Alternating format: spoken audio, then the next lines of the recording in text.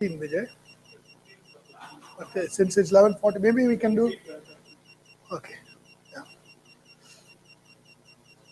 Okay. So what we said at the end was this number of dimensions, right? And we said the method 1 here does not scale very well, right?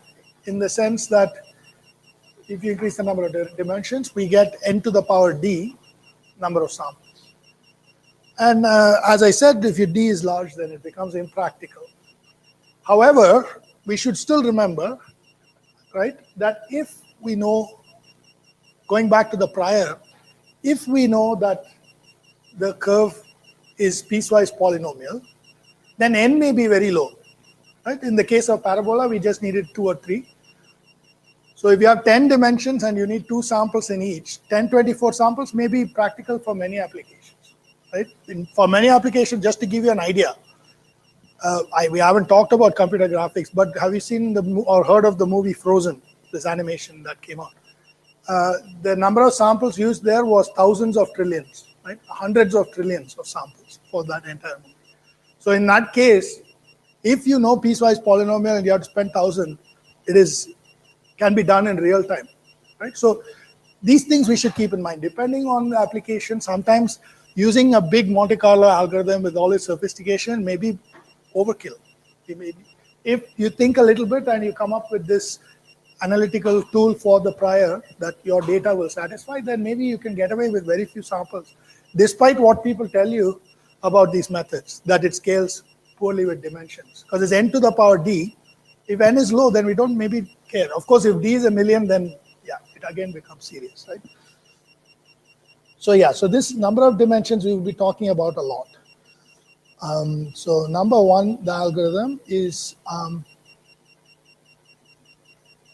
scales poorly with respect to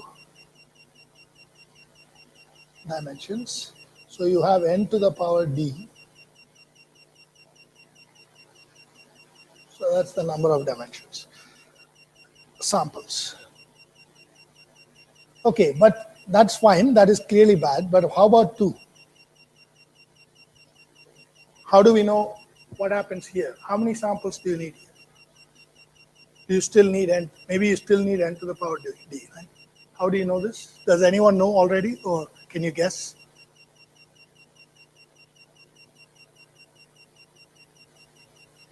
No? Okay, so this thing I already told you, it's called Monte Carlo, right? And we will do a little bit of the history, just briefly, to make it interesting. Why it's called Monte Carlo and so on. But the beauty of this algorithm and the reason for which, why it's so popular today in pretty much any computational science, you will see Monte Carlo, right? And the reason is there's a really nice summary of its behavior. Right? So the error